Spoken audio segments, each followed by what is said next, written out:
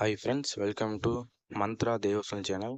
இந்த YouTube video பார்க்குற எல்லாரும் மறக்காமல் இந்த சேனலை சப்ஸ்கிரைப் பண்ணி உங்களுடைய ஆதரவை இந்த யூடியூப் சேனலுக்கு தெரியும் ஃப்ரெண்ட்ஸ். நம்ம இப்போ இந்த வீடியோவில் என்ன பார்க்க போகிறோம் அப்படின்னா, அதாவது மோட்சபுரிக்கு வழிகாட்டும் கேதார்நாத் கோயிலோட பூர்வீகத்தை பற்றி தான் பார்க்க போகிறோம். இது என்னடா இது இப்படி சொல்கிறேன் அப்படின்னா, நான் சொல்கிறத வந்து நல்லா பாருங்கள். இந்தியாவின் புகழ்பெற்ற சிவதலங்களில் ஒன்று வந்து கேதார்நாத். இது இந்தியாவின் உத்தரகாண்ட் மாநிலம் மந்தாகினி ஆற்றின் ஓரமாக கார்வால் என்னும் இடத்துல வந்து இருக்கு. இந்த கோயில் சிவபெருமானின் 12 ஜோதிர்லிங்க தலங்கள்ல ஒன்றாகும். இந்த கோயில் வந்து 11,755 அடி உயரத்தில் அமைந்துள்ளது. தற்போதுள்ள கேதார்நாத் கோயிலை 8ஆம் நூற்றாண்டுல ஆதிசங்கராச்சாரியார் அதாவது அவர் தான் வந்து புனரமைத்ததாக வந்து சொல்றாங்க. இந்த கோயில் அமைந்திருக்கும் இடத்துல உள்ள அதிகப்படியான வானிலை மாற்றத்தால ஏப்ரல் முதல் நவம்பர் வரையிலேயே இத்தல ஈசனை வந்து தரிசிக்க மக்கள் வந்து அனுமதிக்கப்படுவாங்க. குளிர்காலங்களில் இந்த கோயிலில் உள்ள விக்கிரகத்தை உக்கிமாத் என்னும் இடத்துல வைத்து அடுத்த 6 மாதங்களுக்கு வழிபாடும் செய்வாங்க. இந்த கோயிலுக்கு செல்ல சரியான சாலை வசதி கிடையாது. மலையேற்றம் செய்து வந்து பக்தர்கள் வந்து போக வேண்டியிருக்கும்.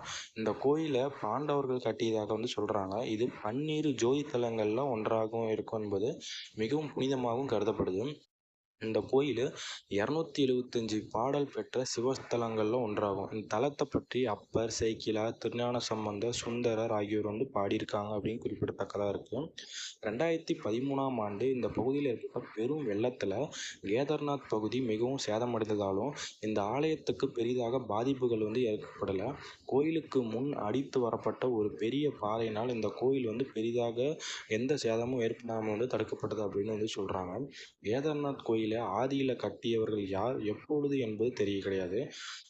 கேதார்நாத் என்றால் வயல் நிலங்களின் கடவுள் என்று பொருள். பாண்டவர்கள் குருஷேத்திர போரில் தங்களுக்கு ஏற்பட்ட பாவத்தை போக்குவதற்காக சிவபெருமானிடம் மன்னிப்பு கோரி ஆசி பெற வேண்டும் என்று நினைத்தார்களாகும்.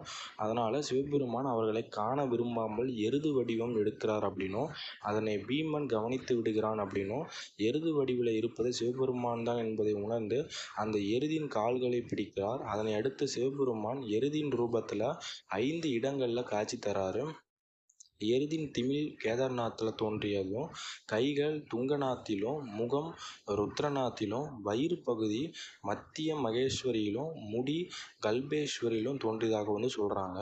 அதனை அடுத்து பாண்டவர்கள் இந்த 5 இடங்களிலும் ஈசனுக்கு கோயிலை வந்து கட்டுறதாகவும், அந்த 5 இடங்கள் பஞ்ச கேதார் அப்படின்னு அழைக்கப்படுது அப்படின்னு சொல்கிறாங்க.